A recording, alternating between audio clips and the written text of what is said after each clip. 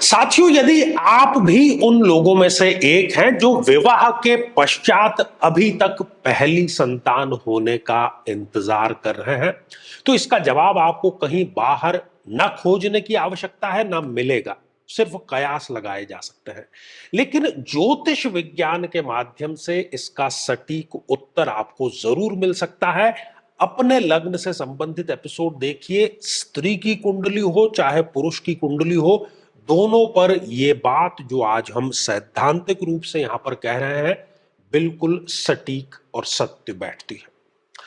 तो मेरे बहुत ही प्रिय और बेहद सम्मानित साथियों, हृदय की असीम गहराइयों से अभिनंदन, बहुत बहुत हार्दिक स्वागत।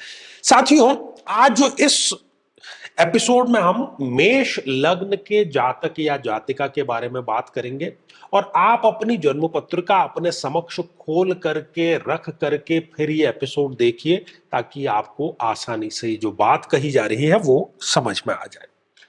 तो साथियों, ये रही मेष लग्न की एक जन्म पत्रिका।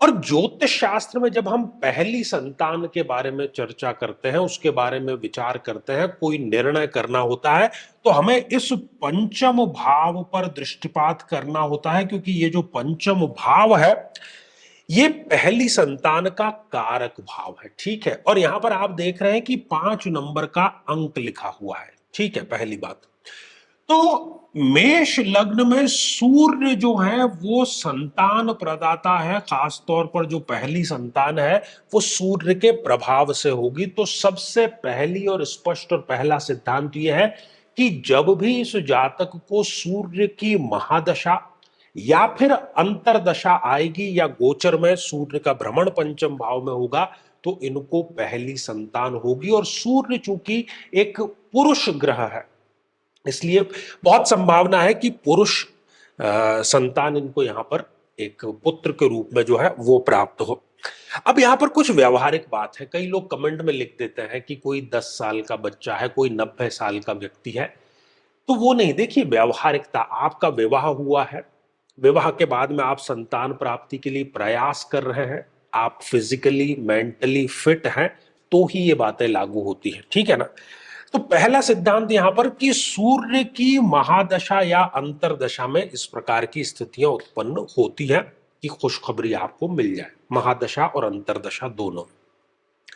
लेकिन सूर्य यदि स्वयं उठ करके इस छठे भाव में विराजमान है, या फिर इस अष्टम भाव में विराजमान है, या फिर इस द्वादश भाव में विराजमान है, या वो नीच राशि के होकर के इस सप्तम भाव में विराजमान है, या वो जन्म पत्रिका में कहीं पर भी राहु के, केतु के या शनि, इन पाप ग्रहों के साथ में युत होकर के विराजमान है, या फिर वो कुंडली में स्वयं ही 0 डिग्री के हैं, या 28, 29 जैसी अंतिम डिग्रियों के हैं। 0 डिग्री नवजात शिशु, और 28, 29 डिग्री मतलब वयोवृद्ध। तो इन दोनों ही परिस्थितियों में ये अपना कारकत्व दे नहीं पाएंगे। इन सब परिस्थितियों में किसी न किसी प्रकार से संतान में ढीले होना, इस जातक को पेट संबंधी, सिर संबंधी, नेत्र अर्थात आंखों संबंधी और हड्डियों संबंधी किसी न किसी प्रकार का ये विकार जरूर दे देता है। सरकारी कार्य जो है वो बनते नहीं है। तो पहला हमने यहां पर देखा ये सिद्धांत जो कि सूर्य से संबंधित है। अब बात करते हैं दूसरी की, कब यहां पर और भी संभावनाएं बनती हैं। साथियों, ये तो हो गई पंचमेश सूर्य की बात। अब ऐसा कोई जरूरी तो है नहीं कि सूर्य की महादशा या अंतरदशा हो। तो फिर ऐसी परिस्थिति में यहां पर आप दृष्टिपात करिए कि इस पंचम भाव में कौन सा ग्रह विराजमान है। कोई भी ग्रह हो,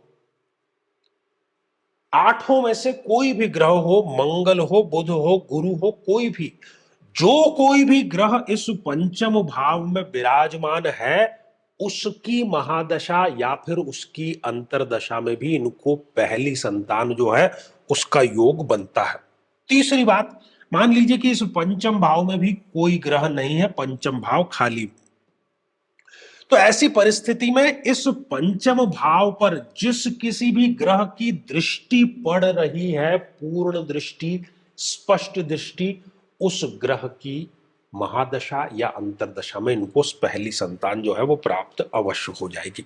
लेकिन फिर वही कि इस भाव में जो ग्रह बैठा है वो यदि छठे, आठवें या 12वें चला जाए या नीच राशि का हो जाए, तब फिर वो संतान में डीले जरूर करता है। एक और परिस्थिति, यदि इस पंचम भाव में आप देखें कि बुध देव यदि यहां पर विराजमान है या शुक्र देव यहां पर विराजमान है, ठीक है, तो ऐसी परिस्थिति में चूंकि बुध और शुक्र दोनों ही मेष लग्न में अति मारक ग्रह हैं, तो ये भी अननेसेसरी डीले जरूर कराते हैं इनको संतान प्राप्ति होने में।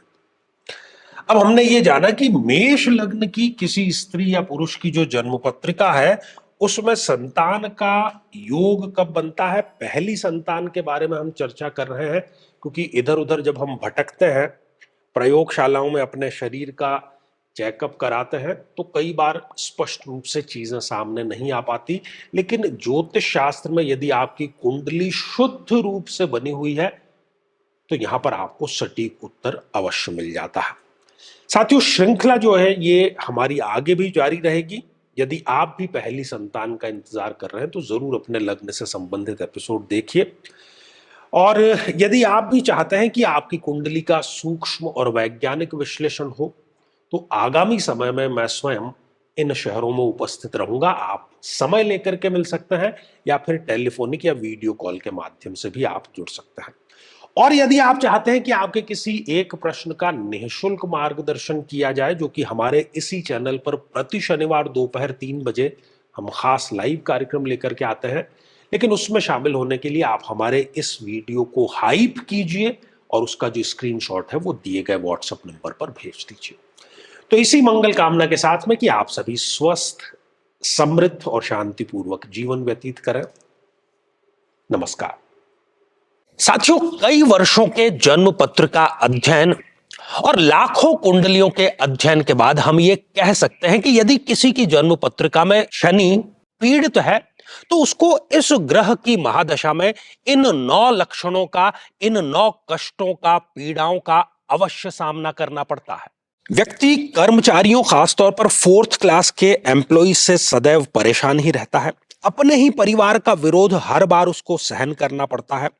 शरीर के जोड़ों में गठिया का रोग बहुत युवा अवस्था में ही घर कर जाता है। पूरी की पूरी ये दशा इनके लिए मृत्यु तुल्य कष्ट लेकर के आती है और हर एक कार्य में इनके देरी अवश्य होती है। झूठे इल्जामों का इनको सामना करना पड़ता है। बदनामी के कारण इनका कई बार घर से निकलना दूभर हो जाता है और किसी केस में तो जेल योग तक का इनके समीकरण जरूर बनता है। व्यक्ति कई बार आलस्य के चलते आवश्यक कार्य को भी टालता चला जाता है।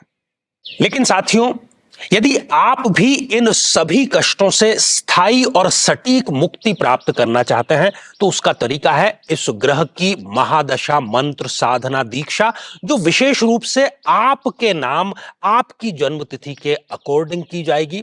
और गुरु दीक्षा के माध्यम से अभिमंत्रित माला भी आपको प्रदान की जाएगी, ताकि न केवल ये सारे कष्ट दूर हों, बल्कि ये पूरी की पूरी महादशा आपके लिए शांतिदायक और सुख समृद्धिदायक साबित हो।